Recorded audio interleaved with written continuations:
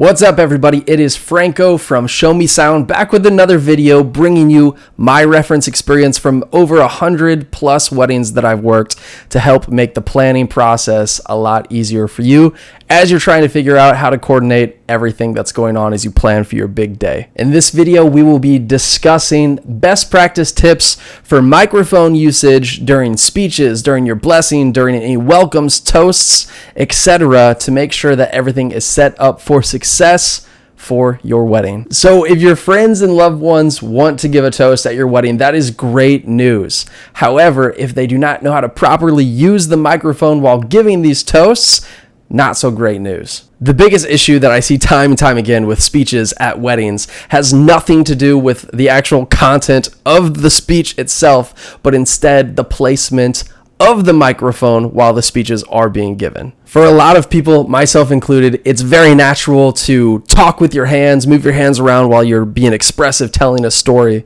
But in terms of giving a speech that the guests in the room would like to be able to hear clearly, moving your hands around a ton, especially the hand that's holding the microphone, is not the best idea. As you're giving your toast, the best place to hold your microphone is right up to your mouth, just like this.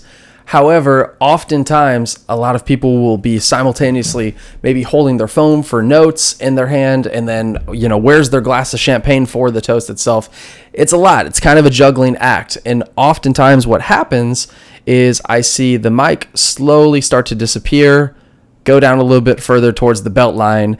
And when that happens, typically the people that are giving the speech are not projecting loud enough for the mic to actually pick up what they are saying. Now, of course, your DJ does have equipment that they can typically use to go ahead and turn up how much is being picked up through the microphone that the speech giver is holding. However, you want to proceed with caution when doing that, because not only will it pick up what the speech giver is saying, but it's going to pick up a lot of other ambient noise in the room as well, maybe some side conversation, and the worst offender of all time, it increases the likelihood of feedback, which is something you definitely do not want to happen during an emotional, heartfelt speech. Your guests will not want to hear that loud, high-pitched noise coming through the speakers.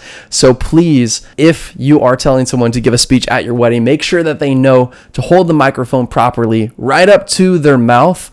If you're looking for an approximate distance, I would say a fist away from the mouth is solid, or closer. Any further than that, you're going to start to lose out on the microphone's ability to pick up some of the audio. In addition to the guests in the room hearing the speeches properly, another really awesome bonus to proper mic use is that if you've hired a videographer to record any of this audio through the DJ's mixer, that audio is going to come across much more clearly, which is going to help them out tremendously in post-production when they're putting together any sort of final wedding recap video for you that might include any of the content from the speeches or mic use that's being done throughout the night. We get one take at doing this right, so we want to make sure that you're set up for success. And if you're working with a professional DJ that has wedding experience, I'm sure that they will be proactive in reminding anyone that will be using a microphone throughout the evening on these best practices, these tips, etc. But in the off chance that someone giving a toast might need multiple reminders to be set up properly for success throughout the evening, feel free to share this video with them. Let's go ahead and switch gears for a second and talk about the best practices for people that will be using the microphone at your wedding throughout the evening. Tip number one is slow down. A lot of the time, if you're giving a speech in front of a large group of people and it's not something that you're used to doing, it's going to naturally feel like time is moving by much slower than it actually is. Oftentimes, I see a lot of people just try to rush through their words to get out of that spotlight as quick as possible, which I understand, it is definitely one of the larger fears that many people face, public speaking. But for this particular moment, just remind yourself to speak as if you're having a conversation or telling a story to someone that you're friends with, and slow down, enunciate your words properly, and everything will come across much more clearly And obviously, bride and groom will be happy for it, but all the guests will be happy for it as well because they can hear everything that you're trying to say. As far as drinking is concerned, I'm not here to rain on anyone's parade, but again, we only get one opportunity to do this right, and I want to make sure that everyone is set up for success. So if possible, either pace yourself on the drinking or, maybe even wait until your speech is done to start drinking, just because this is such an important moment for the bride and groom. I know it might make you feel a little bit more confident, a little bit more comfortable to get some of that liquid courage.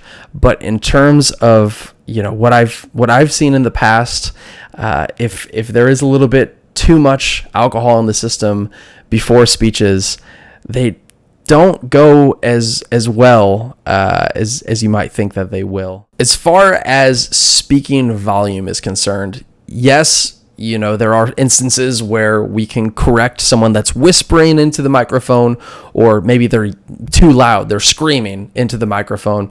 We can adjust the volume one way or the other to help, but for best tips, my advice is act as if you're speaking to someone that's standing maybe 6 feet away from you. That level of projection usually comes across the best when you're actually using a microphone. If you're using any sort of notes for your speech, whether it be paper notes or cell phone notes, I have a few tips to give you regarding those as well. For cell phone notes, make sure that you adjust the settings in your phone to not auto dim after, say, 60 seconds if you plan on giving a speech that is 4 or 5 minutes long. You definitely don't want to lose your place in your notes partway through your speech. Also, another tip, if you are using any sort of notes app to keep track of your speech notes, it might be beneficial, instead of using the notes app itself, to instead take a screenshot of your notes. That way, your thumb doesn't accidentally hit any sort of edit feature and maybe on accident get rid of lines out of your notes while you're giving your speech.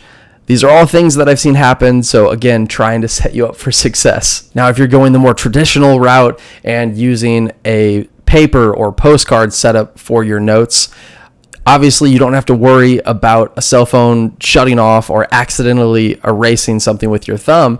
However, you do need to be aware of the lighting that's happening in the place that you'll be giving the toasts. Some areas might be too dimly lit to be able to actually read the notes that you've written out. So just make sure you're aware of that. Another tip, if you are using any sort of multi-page document to help you get through your speech, let's say you have 4 pages of notes, go ahead and do yourself a favor and put the number 1 at the top corner of the first page, number 2 at the top corner of the second page, so on and so forth. There have been times where the speech giver has dropped all of their notes, and then they're trying to shuffle and figure out which order the notes happen in. And, if only they had numbered the sheets in advance, that process could have been corrected much sooner. So again, a lot of these tips are coming from things that I've seen to help set you guys up for success. Circling back to the beginning, make sure whatever note system that you decide to use, you practice leaving a hand free for correct microphone placement. So definitely, if you do intend to practice at all on giving these speeches, try doing it with one hand and see how that feels. So that way, when it does come time to actually give the speech in front of everyone, it doesn't feel weird to not have both of your hands there on the note, because you will need one hand free for the microphone. Additionally, if you are using any sort of note system, this is just a bonus point. If you do have to read your notes line by line to get through it, so be it. But my recommendation is to occasionally, if you're comfortable doing so, look up from your notes, make eye contact with the bride and groom, maybe look out at the guests that are there also listening to your speech. Doing so will help everyone connect with the words that you're saying so much better. And some of the best speeches, toasts, etc. that I've seen have not necessarily been from people that have just memorized the entire toast or speech in their heads, but the people that were actively engaged with the people that were listening to what they were saying.